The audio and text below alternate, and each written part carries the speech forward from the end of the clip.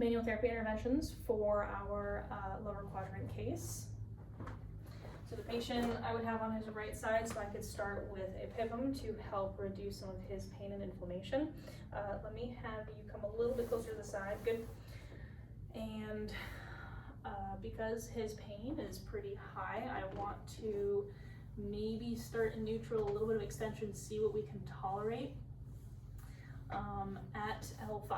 So I have him a little bit of extension down at L5, and I'm going to place my right thumb on his transverse process at L5. I'm gonna probably do a little bit of L5, S1, and L5. So we'll start with L5. We're going to the transverse process. And I'm gonna stabilize there so that then I can use my left arm to rotate and get some down glide. And I'm just gonna start grade 1 because I suspect he has a lot of inflammation and pain, especially being in the acute phase of at least left of a week of when his pain started.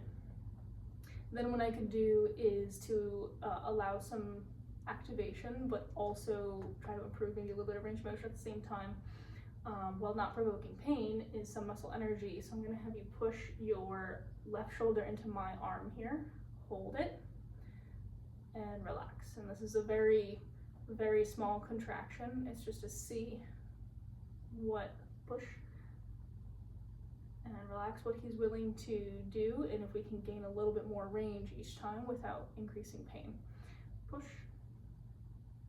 and relax, good. And just that alone, we're getting a little bit more.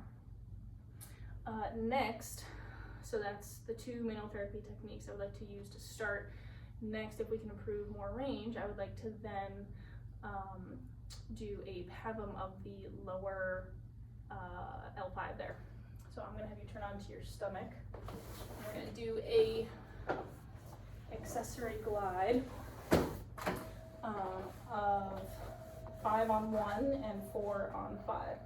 I'll probably just do 5 on 1 for right now. So because it's his left side, I'll probably start with a central and maybe move to unilateral if you would tolerate it, but I'm gonna do the unilateral that I had mentioned before. So we have PSIS, L5. All right, so I'm gonna come off to the left side. So I had found his spinous process of L5. We're gonna come off to the side, and that is where I'm going to direct my force to a unilateral. And I'm just doing grade 1, so I'm not really bothering to stabilize above or below. I don't think the patient really necessarily need it at this point in time, just for like grade 1 pain modulation and inflammation. All right, and then after that, the 4th intervention I'd like to use is maybe some overpressure into extension, if we can tolerate that. So I'm gonna have you go up on your elbows. And all I'm gonna do is hands on the pelvis for some overpressure while he tries to push up just a little more and back down. Good, and up and back down.